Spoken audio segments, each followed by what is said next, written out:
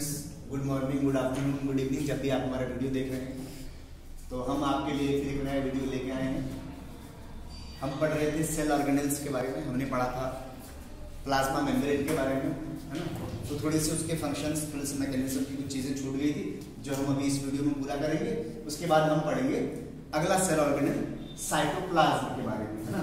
अभी हम basically main जो 3 सेल ऑर्गेनेल हैं उसके बारे में डिस्कस कर रहे थे। कौन कौन से जी? प्लाज्मा मेम्ब्रेन, साइटोप्लाज्म और न्यूक्लियस के बारे में। फिर हम डिटेल से जब पढ़ेंगे एनिमल सेल और प्लांट सेल तो फिर हम सेल वॉल के बारे में, वैक्यूल्स के बारे में, माइटोकॉन्ड्रिया के सबके फंक्शंस के बारे में डिटेल करेंगे। तो आइए हम देखते हैं क्या चीजें छूट गई थी जी। हाँ देखिए, मैकेनिज्म ऑफ जो है, मैकेनिज्म ऑफ हम पढ़ रहे थे क्या? हाँ, मैकेनिज्म ऑफ ट्रांसपोर्ट पढ़ रहे थे हम। किसका? प्लाज्मा मेम्ब्रेन का मैकेनिज्म ऑफ ट्रांसपोर्ट हम पढ़े थे। उसमें हमने 3 तरह के ट्रांसपोर्ट पढ़े थे। एक को बोला था एक्टिव ट्रांसपोर्ट, दूसरे को बोला था पैसिव ट्रांसपोर्ट, तीसरे को बोला था बल्क ट्रांसपोर्ट, है ना। तो देखिए, एक्टिव ट्रांसपोर्ट में क्या है, हमने कहा था कि उसके लिए कोई एनर्जी की रिक्वायरमेंट नहीं होती है ना। तो ट्रांसपोर्ट के लिए एक्सटर्नल एनर्जी की रिक्वायरमेंट नहीं होती है, क्योंकि वो एनर्जी उसको, जो हमारी बॉडी के अंदर जो स्टोर्ड फॉर्म की एनर्जी है, एटीपी एनर्जी, वो उसको वहां से एनर्जी प्रोवाइड करता है। इसलिए हमें एनर्जी की रिक्वायरमेंट, एक्स्ट्रा एनर्जी की रिक्वायरमेंट हमें नहीं होती है ना। वो एटीपी, ये जो एडिनोसिन ट्राइफॉस्फेट है, ये प्रोवाइड करता है एक्टिव ट्रांसपोर्ट में। अच्छा, पैसिव ट्रांसपोर्ट कैसे होता है? तो पैसिव ट्रांसपोर्ट जो है वो 2 मेथड से होता है, डिफ्यूजन और ऑस्मोसिस से होता है। फिर हमने पढ़ा था बल्क ट्रांसपोर्ट। इसके बारे में तो हमने थोड़ा डिटेल से पढ़ा था कि एंडोसाइटोसिस क्या होता है और एक्सोसाइटोसिस क्या होता है ना। कि सेल मेम्ब्रेन फोल्ड कर रहे थे, उससे जो है आउटसाइड के जो सेल मटेरियल्स हैं, फैट्स और लिपिड्स जो है, वो सेल के अंदर जा रहे थे, उसको हमने एंडोसाइटोसिस बोला था। और जो कैरियर वेसल्स थे उसका नाम हमने क्या दिया था? उसका नाम हमने एंडोसोम्स दिया था, या एंडोसोम्स दिया था, सॉरी एंडोसोम्स दिया था उसका नाम हमने। फिर हमने पढ़ा था एक्सोसाइटोसिस, कि सेल के अंदर जो वेस्ट मटेरियल है उसको एक्सक्रीट कैसे किया जाए, है ना। उसके लिए हमने इस प्रोसेस का नाम दिया था एक्सोसाइटोसिस, उसको एक्सक्रीशन करना। आइए अब हम दूसरे सेल ऑर्गेनेल की बात करते हैं। क्या है दूसरा सेल ऑर्गेनेल? दूसरा सेल ऑर्गेनेल हमारा है साइटोप्लाज्म, है ना। देखिए जी, ये एज सच कोई सेल ऑर्गेनेल नहीं है ना।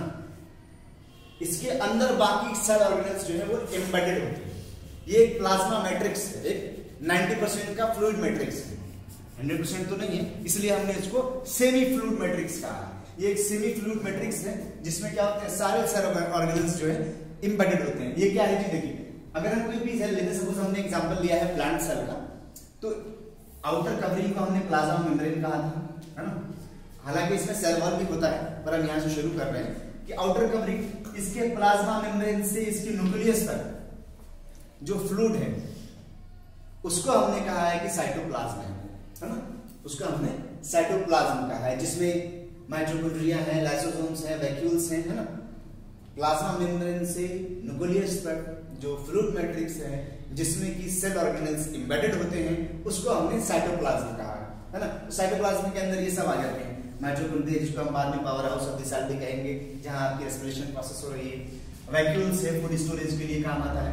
प्लाज्मा मेम्ब्रेन है ना, और न्यूक्लियस है। तो न्यूक्लियस और प्लाज्मा मेम्ब्रेन के बीच का जो सेमी फ्लूइड लिक्विड है, जिसमें कि सारे सेल ऑर्गेनेल्स एम्बेडेड है, उसको हमने कहा है साइटोप्लाज्म, है ना।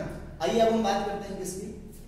हाँ, तो साइटोप्लाज्म का हमने 2 पार्ट में स्टडी के लिए हमने इसको 2 पार्ट में डिवाइड किया है ना। एक पार्ट वो जो उसका सेमी फ्लूइड पार्ट है, स्टडी करने के लिए हमने इसको ऐसे क्लासिफाई किया कि जो उसका सेमी फ्लूइड पार्ट है, जिसको हमने बुलाया साइटोप्लाज्म में 2 पार्ट है ना, तो उसको हमने बुलाया cytosol.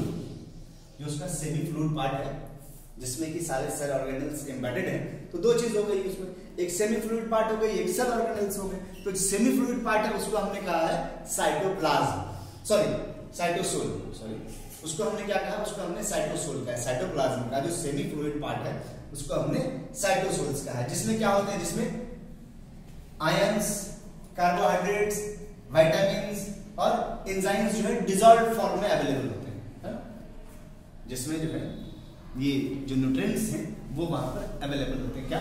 Vitamins, enzymes, sugar, salt, है ना, ये सब उसमें डिसॉल्व फॉर्म में अवेलेबल होते हैं जी। इसलिए इसको हम storage house of the ingredient required for metabolic processes कहते हैं। मतलब हमारी बॉडी में जितने भी लाइफ प्रोसेस हो रहे हैं उसके लिए डिफरेंट टाइप में केमिकल रिएक्शंस हो रही है। जैसे हम एग्जांपल लेते हैं किसका, हम एग्जांपल लेते हैं रेस्पिरेशन का, तो ग्लूकोज की बर्निंग हो रही है, वो भी एक केमिकल रिएक्शन।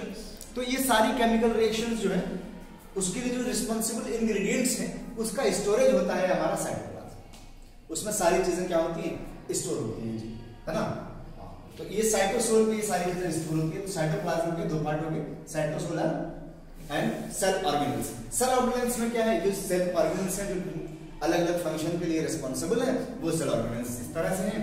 अब हम जब हम अलग अलग सेल की स्टडी करेंगे तो उन सेल ऑर्गेनेल्स के बारे में और अच्छे से डिटेल से पढ़ेंगे। जैसे हम बात करेंगे माइटोकॉन्ड्रिया की, हम बात करेंगे वैक्यूल्स की, हम बात करेंगे लाइसोसोम्स की, हम बात करेंगे प्लास्टिड्स की, है ना, हम बात करेंगे न्यूक्लियस की, है ना। तो बाकी सेल ऑर्गेनेल्स की बात करेंगे, सॉरी न्यूक्लियस की बात तो नहीं करेंगे, न्यूक्लियस इसके अंदर नहीं आता है, साइटोप्लाज्म के अंदर नहीं आता। साइटोप्लाज्म के अंदर क्या आते हैं, माइटोकॉन्ड्रिया, वैक्यूल्स, लाइसोसोम्स, प्लास्टिड्स, है ना, और दूसरे सेल ऑर्गेनेल्स हैं। तो प्लाज्मा मेम्ब्रेन और न्यूक्लियस के बीच का जो फ्लूइड है बेसिकली उसको हम कहते हैं साइटोप्लाज्म। साइटोप्लाज्म को दो पार्ट में हमने डिवाइड किया फॉर द स्टडी। जो सेमी लिक्विड पार्ट है उसको हमने बोला है साइटोसोल, और जो दूसरे सेल ऑर्गेनेल्स हैं उसको हमने सेल ऑर्गेनेल वाला पार्ट बोला है।